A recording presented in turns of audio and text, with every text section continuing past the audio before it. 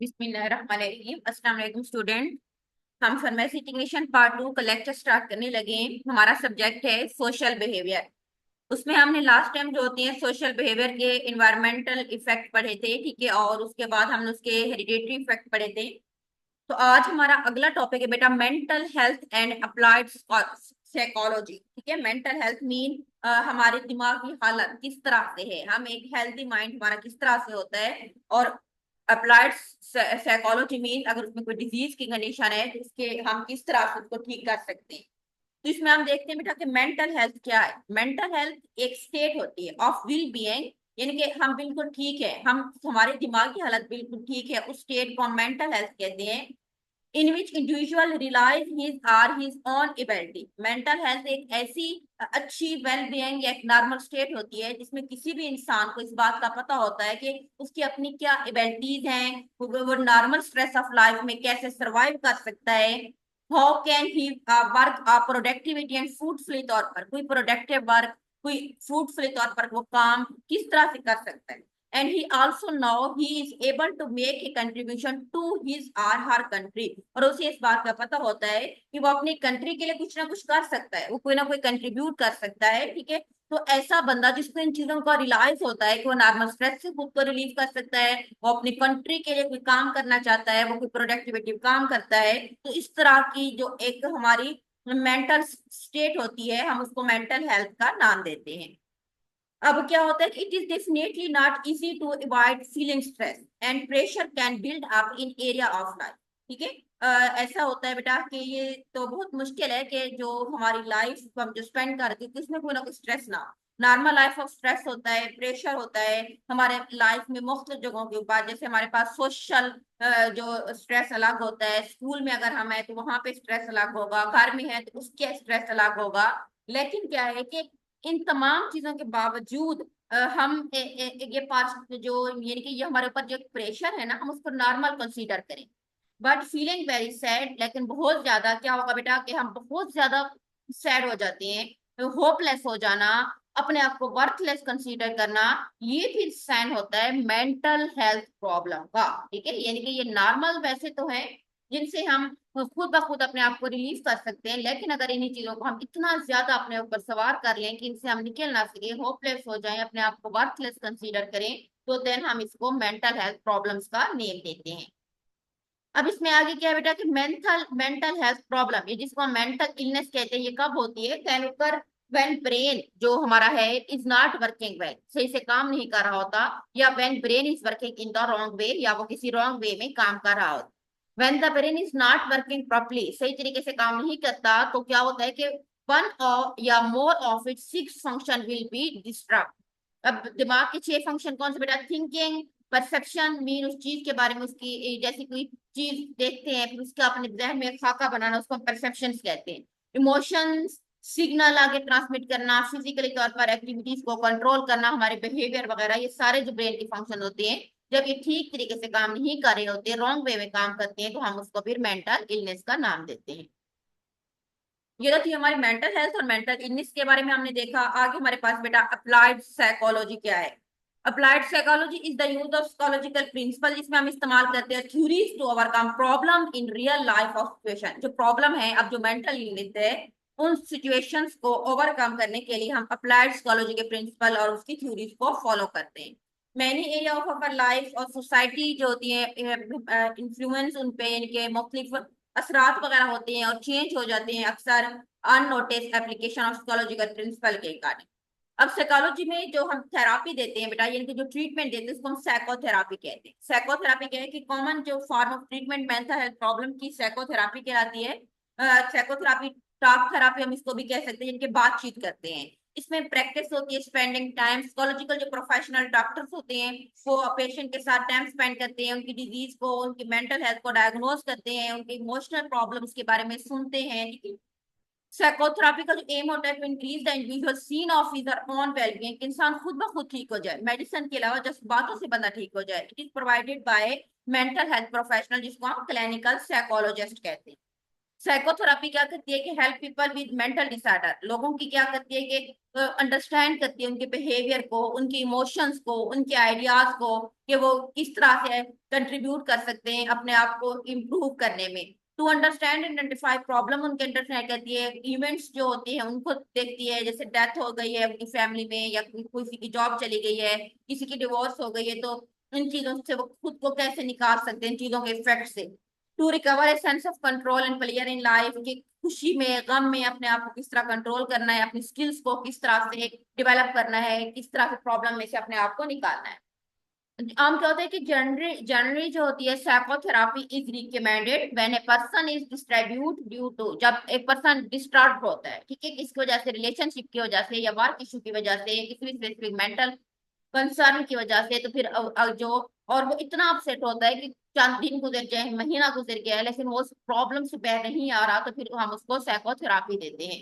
ये most successful है when individuals inter therapy on their own and have strong desire to change. अब therapy जो होती है हम मुख्तलिफ फॉर्मेट्स में दे सकते हैं पेशेंट को। इंडिविजुअल्स मीन अलग अलग लोग, पेशेंट और थेरापिस्ट जस्ट दो लोगों के दरमियान बातचीत होती है, तो इस थेरापी को हम इंडिविजुअल थेरापी कहते हैं। ग्रुप्स के फॉर्म में भी थेरापी दे सकते हैं, दो या दो से ज्यादा पेशेंट सेम टाइम में आ जाते हैं, पेशेंट अपने एक्सपीरियंस एक दूसरे के साथ शेयर करते हैं, अपने डॉक्टर के साथ शेयर करते हैं, उनके अगर सेम एक्सपीरियंस होते हैं तो सेम वे में वो उनमें से बहर जो कि अपने आप को निकालने की कोशिश कर सकते हैं। उसके बाद है बेटा couples, this type of therapy जो होती है help husband and wife to understand why their loved one has mental disorders. किस तरह से एक को है, यानी कि अगर कपल में किसी एक को कोई प्रॉब्लम है तो किस वजह से दोनों एक दूसरे के साथ मिलकर भी कम्युनिकेट करके भी अपने प्रॉब्लम में से खुद को निकाल सकते हैं। फैमिली की फॉर्म में भी थेरापी हो सकती है बेटा। This type of therapy help family member to understand what they can do, their family member क्या कर सकते हैं उनके लिए, किस तरीके से उनकी प्रॉब्लम्स को निकाल सकते हैं। तो ये हमारे पास था बेटा साइकोथेरापी, ठीक है, हमने पढ़ी थी, और मेंटल हेल्थ पढ़ी थी। नेक्स्ट हमारे पास है इंपॉर्टेंस ऑफ कम्युनिकेशन स्किल। अब कम्युनिकेशन स्किल है क्या, ठीक है, इसमें है कि जैसे कि नाम से शो है, कम्युनिकेशन का मतलब होता है एक प्रोसेस जिसमें हम गिविंग या एक्सचेंज करते हैं इंफॉर्मेशन को, किसी के साथ इंफॉर्मेशन को एक्सचेंज करना, बातचीत करना, इसको हम कहते हैं कम्युनिकेशन। हम बातचीत कैसे कर सकते हैं बेटा, सिग्नल्स ट्रांसमिट कर सकते हैं, मैसेज दे सकते हैं, बात करके, गेस्चर, अपनी बॉडी की मूवमेंट्स के थ्रू, इशारों के थ्रू, या लिख कर भी अपनी बात को कम्युनिकेट कर सकते हैं, और इस प्रोसेस को हम कहते हैं कम्युनिकेशन। कम्युनिकेशन क्यों अहम है, वाई कम्युनिकेशन इज इम्पोर्टेंट, ये इसीलिए अहम है कि करेक्ट इंफॉर्मेशन और करेक्ट एडवाइस है जो वो हमारे पेशेंट तक चली जाए। It is important as providing medicine itself, ताकि हम उसको अच्छी मेडिसिन प्रोवाइड कर सकें। डॉक्टर और पेशेंट के दरमियान जितनी अच्छी कम्युनिकेशन होगी, जितनी अच्छा फिजिशियन लिसनर होगा, तो वो और जितना अच्छा वो कम्युनिकेट कर सकता है पेशेंट को, उतना ज्यादा फायदा होगा। अब एक पेशेंट आता है डॉक्टर के पास, ठीक है, तो वो क्या करता है कि उसकी ट्रीटमेंट को अच्छे से एक्सप्लेन करता है, डायग्नोज करता है, उसको ट्रीटमेंट ऑप्शन देता है, तो जो पेशेंट्स होता है वो भी उसकी बात गौर से सुनता है। अच्छी कम्युनिकेशन की वजह से रिजल्ट जो होते हैं वो अच्छा आता है। Physician should communicate with his patient in proper manner. It is best way to treat the patient rather than using complicated medical terminology, जो कि पेशेंट के हेल्पफुल नहीं होती। यानी कि बजाय इसके कि डॉक्टर इंग्लिश में मेडिकल की टर्मिनोलॉजी अपने पेशेंट से डिस्कस करे और पेशेंट उसका बेचारा अनएजुकेटेड है, तो इस थेरापी का कोई फायदा नहीं होता। डॉक्टर को चाहिए कि पेशेंट के लेवल के ऊपर जाके उसकी लैंग्वेज को जो है ना आगे जाके जो उसी की लैंग्वेज में उसको अंडरस्टैंड कराए उसके थेरापी के बारे में, तो इससे रिजल्ट भी अच्छा है।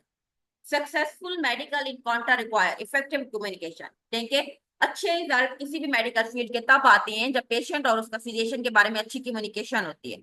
जो सक्सेस होती है वो रिले करती है पेशेंट और फिजिशियंस के दरमियान एक अच्छी पार्टनरशिप हो, पेशेंट फुली तौर पर अपने डॉक्टर्स के मेथड्स को अंडरस्टैंड करे, अपनी प्रॉब्लम डॉक्टर को एड्रेस कर सके, इसी तरीके से एक डिसीजन मेकिंग प्रोसेस में भी आसानी होती है और वो गोल को अचीव कर सकता है। Importance of communication always being release in all the time, हमेशा ये अहम रही है। कम्युनिकेशन जो होती है बेटा वो अहम रोल प्ले करती है in all the steps of treatment, treatment के जो भी पहलू होते हैं, ठीक है। पेशेंट और फिजिशियन एक दूसरे के साथ अच्छे से कम्युनिकेट करें, अपने बात को एक्सचेंज करें, इंफॉर्मेशन एक्सचेंज करें, डिसीजन मेकिंग करें, एक आइडियाज जो अगर न्यू कोई पेशेंट के माइंड में आता है, डॉक्टर के माइंड में आता है, एक दूसरे के साथ टॉक करें, उन न्यू आइडियाज को डिस्कस करें, न्यू न्यू आइडियाज को प्लान करें। बेस्ट वे होता है ये ट्रीटमेंट को अचीव करने का, ट्रीटमेंट जो गोल्स होती हैं, ठीक है। ये तो थी इंपॉर्टेंट ऑफ कम्युनिकेशन। उसके बाद है कम्युनिकेशन दो तरह की होती है बेटा, वर्बल और non verbal.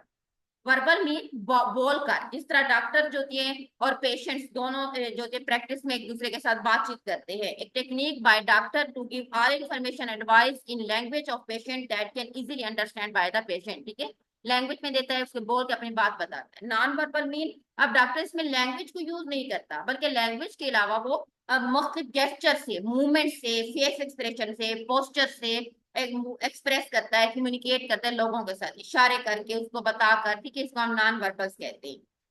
Principle of verbal and non verbal communication की क्या है बेटा? सबसे पहले जो चीज पता होना चाहिए, नो योर ऑडियंस। आपको अपने पेशेंट का पता हो। ऑडियंस मीन जो आपको सुनता है, आपका पेशेंट ही आपको सुनेगा ना। नो योर रिस्पॉन्स, आप अपनी रिस्पॉन्स जो होती है के बारे में पता हो। पर्पस, आपको अपना पर्पस पता हो, आस्किंग फॉर मेडिकल हिस्ट्री वगैरह। आपका टॉपिक पता हो कि आपने अपने पेशेंट के साथ क्या टॉपिक डिस्कस करना है। गेस आर अवेयर, ऑब्जेक्शन अगर कोई है, करंट सिचुएशन पेशेंट क्या है, उन चीजों को आपने पहले से मतलब गैस कर लेना, उसके बारे में आपको अवेयरनेस होनी चाहिए। Communicate a little at a time, कम बातचीत करो। अगर आप फॉर एग्जाम्पल पेशेंट है बेचारा, आपकी बात 5 मिनट से ज्यादा नहीं सुन सकता और आप उस बात को 5 घंटे में एक्सप्लेन करते हो, तो this is not good. Ask question in several way, एक ही बात को बेटा बहुत सिर्फ सवाल करने के तरीके होते हैं। एक सिंगल बात जो आप एक तरीके से पूछते हो, वो अगर पेशेंट को ना बार गुजरते हो, उसी बात को आप किसी दूसरे तरीके से भी पूछ सकते हैं। सेवरल वेज हो सकते हैं कि वो बात वो दूसरे तरीके से अंडरस्टैंड कर जाए। Develop a useful way to get feedback, आपने पेशेंट्स का भी लेना है। मल्टीपल कम्युनिकेशन टेक्निक को इस्तेमाल करना है।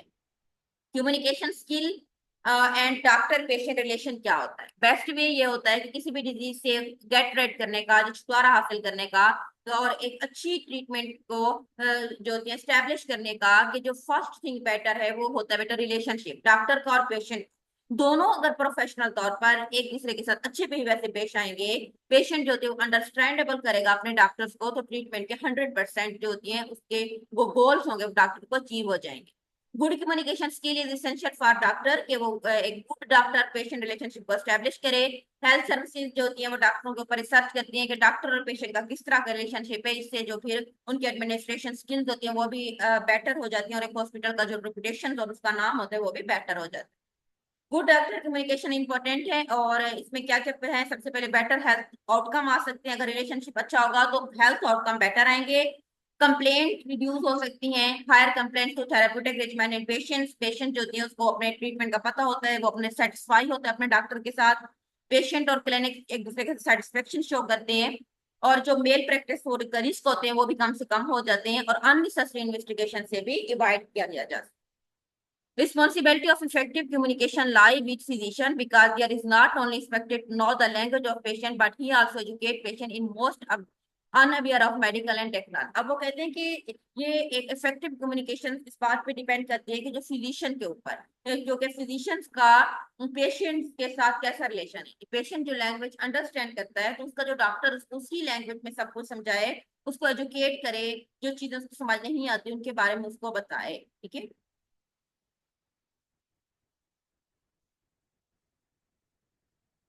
अच्छा, आगे हमारे पास बेटा कम्युनिकेशंस में कुछ इलेक्ट्रॉनिक टेक्नोलॉजी हम किस तरह से यूज कर सकते हैं। Adaptation of electronic technology. Life जो थी बहुत क्या हो गई बेटा, फास्ट और शार्प हो गई है, और दुनिया एक ग्लोबल विलेज की तरह बन गई है, जिसमें हर चीज एक प्लेटफॉर्म के ऊपर इलेक्ट्रॉनिक टेक्नोलॉजी की वजह से उसको मैनेज कर लिया है।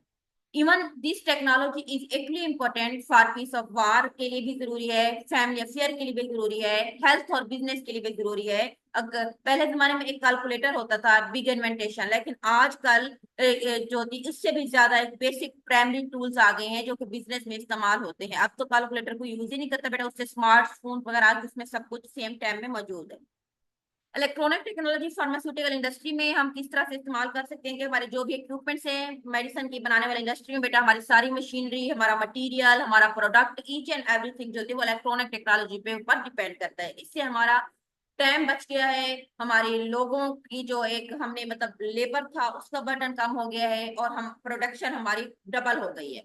Use of electronic technology pharmacy के ऊपर हम यूज करते हैं बेटा, जिस तरह बिल्स वगैरह बनाना, मेडिकल स्टोर पे, फार्मेसी के ऊपर सेलिंग करना, ये सब कुछ इलेक्ट्रॉनिक इक्विपमेंट में यूज होता है। अब हमें वो रजिस्टरों वाला काम नहीं करना पड़ता, कस्टमर फौरी तौर पर बिल बना के देना, रिकॉर्ड एक जस्ट क्लिक के ऊपर होता है। ये एक पेशेंट का सारा डाटा होता है, पेशेंट आके अपना नाम और अपना कोड बताता है फार्मेसी के ऊपर, उसी को खोलकर उसको मेडिसिन वगैरह सब कुछ दे दिया जाता है।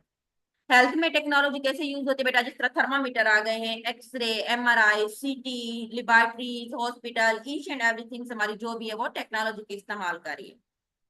Adaptation for individualize need, this means के हाउ हेल्थ केयर प्रोवाइडर अपने आप को एडजस्ट करेगा। टेलर हिज कम्युनिकेशन स्किल या methodology according to individual people, के बारे में किस तरह से है और किस तरह से वो कर सकता है, ठीक है, ये सारी चीजें मतलब कि इंसान की नीड क्या है उसके अकॉर्डिंग हमें टेक्नोलॉजी को आगे बेटर करना है, कि इंसान की मेंटल हेल्थ उसका कैलिबर इतना है कि उस बात को अंडरस्टैंड कर रहा है, उस टेक्नोलॉजी के ऊपर उसकी एक्सेस है, उस सिचुएशन उसको मिल रही है या नहीं, इस चीज के ऊपर हमारा बेटर फोकस होना चाहिए। कुछ पेशेंट विजिट करते हैं हेल्थ केयर प्रोवाइडर को एक मोरल या साइकोलॉजिकल सपोर्ट की उनको जरूरत होती है, सो दैट फिजिशियन और फार्मासिस्ट बोस्ट उनकी मोरल जो होती है उनको बोस्ट अप करें और किसी भी स्टेट ऑफ होपलेस से उनको बचाएं, तो ये सारी चीजें इसमें आ जाती है। ये हमारे पास कम्युनिकेशन स्किल था बेटा, इसमें वर्बल और नॉन वर्बल अहम है, कम्युनिकेशन की इंपॉर्टेंस क्या है, ये लॉन्ग क्वेश्चन के अकॉर्डिंग, ठीक है। आज के लिए इतना काफी, अल्लाह हाफिज।